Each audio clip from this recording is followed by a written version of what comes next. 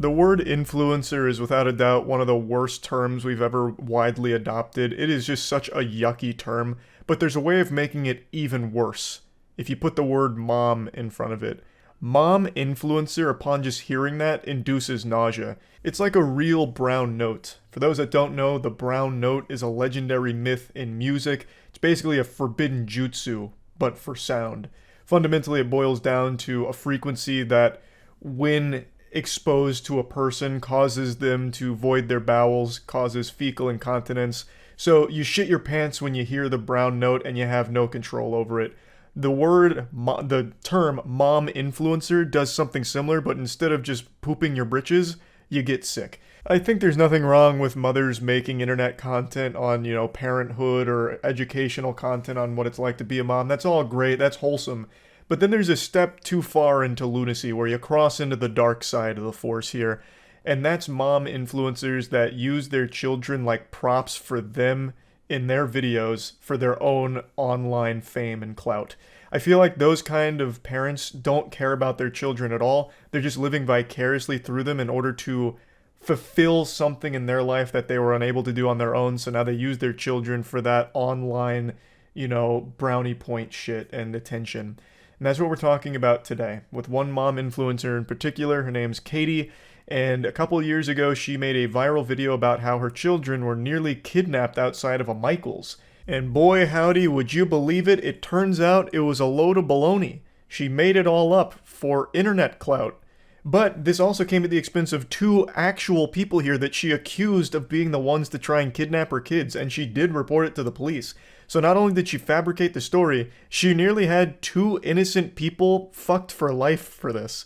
So it is downright evil and degenerate. And now, it's a few years later, she has been convicted for lying about this. Her sentencing is upcoming, but it's very nice to see justice finally being served. It's a little upsetting it's taken so long, but you know what? We're here. Now let's get you caught up on the story because it's a wild one. This morning, a popular social media influencer who falsely accused a couple of trying to kidnap her children, now convicted of lying about the whole ordeal. Monday of this week, my children were the targets of attempted kidnap. This is the face of a fib. She's not being truthful. She now owes a quarter into the lie jar, and that jar's gonna be filled to the brim after this case, cause she's a fucking liar. So, Katie went on Instagram, made this story accusing two random people at a Michael's store she was at of trying to kidnap her kids outside of Michael's. And I want to share that story with you in an effort to raise awareness as to what signs to look for.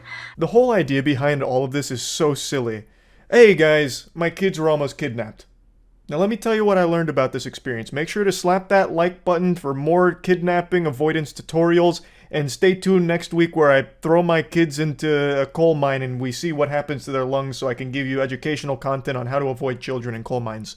Like, what do you mean signs to look out for in the case here of the kidnapping outside of Michael's? What? Giant trench coat? If there's a couple with a huge trench coat and they're stuffing kids inside of there, big red flag.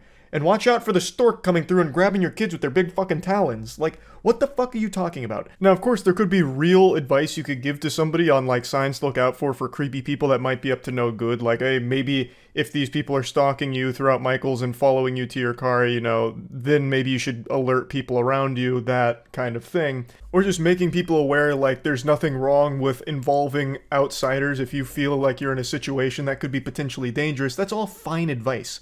But it's not the advice she's aiming to give here. She even says that, parents are too preoccupied with making sure their kids are masked up that they no longer look at them, so it just leaves an opportunity for a stranger to come in and fucking steal the stroller out from under their nose or something, like at least alludes to that. Keep in mind, this was a few years ago during the height of the pandemic, so masks were a huge talking point. So she makes, like, the point she's making about, like, signs to look out for are basically just, like, open your eyes. She's basically just telling people to be a parent. It's ridiculous. The story she tells here offers no good insight on things to be aware of unless you're an absolute fucking oblivious idiot to everything around you. Like, these are all things people would absolutely notice and be uncomfortable with the same way she is in the video. Of course, it's all made up at the end of the day, but still, like, the whole purpose behind it and the message she tried to get across makes no sense. It's so laughable. Found the full video. It's like 15 minutes long. and it is one of the most descriptive things I've ever listened to for a completely make-believe story. She talks about this story like she's in a creative writing course and giving a presentation in front of the class for a piece of fiction that she wrote. It's outrageous the amount of detail she goes into, like when she's getting to the climax of everything where the stroller was almost snatched and her children abducted. She's talking about like they took 2 steps forward, but then 3 steps back. They did the hokey pokey and they turned themselves around. You know, I saw the fear wash over me. I could feel it. My pupils were dilating as this absolute menace, this villain, was approaching me with ill intent and malicious aura surrounding them, like a bat out of hell. It's outrageous. It is all completely fucking fanfic make-believe. Falsely claiming that strangers tried to kidnap her 2 young children on December 7th, 2020, outside the Petaluma, California Michaels store.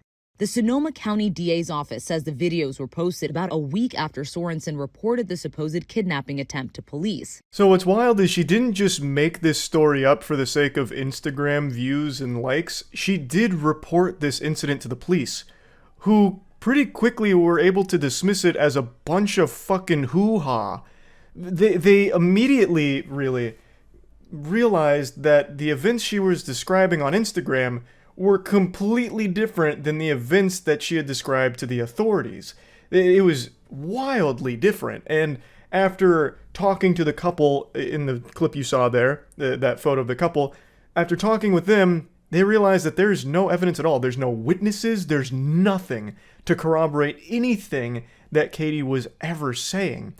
Which is weird because in Katie's story on Instagram, she even talks about like some fucking vigilante, a hero that was there to come and help her out and save the day, really. So it's weird that there wouldn't be any witnesses to confirm any of this happened. So all of it is just so scummy and baffling that she would do something like this for the sake of internet clout. Because she didn't just go home and make this video. She did report this to the police. Why? Why go that step forward? I guess in case people would call her out on it, she'd be able to pull up a police report or something, but she should have known that they would have gotten to the bottom of this and realized that it was all a lie. And reporting a false crime is a crime. You can't do that. You can't just knowingly make some shit up and then report it to authorities and then potentially ruin the lives of the people that you are falsely accusing. That's just downright evil. In the video, Sorensen described a number of details about the alleged incident that hadn't been disclosed to police. The accused couple, Sadie and Eddie Martinez, say they actually recognized themselves in this photo and came forward to deny Sorensen's claims. She wanted a stronger following. She was looking for, content for her fame and her income. And at our expense. I think they're absolutely correct. I think the main motivator behind all of this was just that internet attention. A little fucking clout goblin was born on this day, and it did work for however brief a time. Katie did receive a lot of love, got a lot of new followers on Instagram, had a huge outpouring of just well wishes from the community for such a traumatic experience and her bravery for sharing it and all of that. And she did build a big following from all of this at their expense, but her house of cards has now come crumbling down clearly, and there were already signs that this was very fishy even a few years ago where authorities were like, this is a bunch of mumbo jumbo, this isn't real, there's something goofy afoot here. So this has been a long time in the oven here cooking, and now we've reached the point where she doesn't have that following anymore. She lost some of her most avid supporters, clearly, because you can't really support someone that does something like this. So now the only thing she has is potentially 6 months in the slammer for this. Sorensen's attorney maintains his client did not lie to police. She misperceived and misunderstood a series of random events which were occurring around her and made a honest report to the police on December 7th. That man looks fearful for his life right there. I don't know what's going on, if he's some kind of like prototype android that's having a hard time expressing emotion, or if Katie's threatening him with some kind of wild accusations and he's feeling the pressure. That man was robotic. But basically the defense is, Katie was too fucking stupid to understand what was happening, so she ended up just making a report that is completely not grounded in reality at all. And we're very sorry that she's so dumb. So they're just playing the she's an absolute idiot card, which I guess is becoming a very popular defense. There's a difference between being stupid and being dangerously stupid. If you're the kind of person that's so fucking dumb that you start making false reports and accusing innocent people of heinous crimes, that's still not excusable. You can't just write it off as, they're just a quirky weirdo that's dumb. You can't do that. They still need to face punishment for that. So even if the guy here is correct in that she just misperceived everything, she still needs to be punished for falsely accusing this couple of things that just didn't happen. Her attorney adding that it was when Sorensen reviewed the evidence that she realized she was wrong. I don't think she had any understanding of how this would spread and the impact it would cause. But some legal experts say this verdict is about accountability. This is a woman who lied for clicks at the expense of a couple in California who wrongly accused them of a very serious crime. I agree. Katie does need to be held accountable for what she's done here. I personally think this wasn't just some like, oops-a-daisy, I'm so dumb moment, I misunderstood everything that happened and made up an entire story around it, silly me. I really think this was a calculated content play where she knew a video like this would garner a lot of support. Because, obviously, who doesn't want to rally behind a mother who went through a traumatic experience but came out okay and is using that as an opportunity to try and educate people in her community to be better prepared for scary things like that in the future. She probably knew that this video would go insano style on views and engagement, so she went for it. And man, what a terrible idea it was. I don't buy the whole narrative that she's just a bumbling fucking idiot who just misunderstood everything. I think that's a load of hogwash. So, yeah, I just wanted to talk about this story because it's a weird one. That's about it. So, yeah.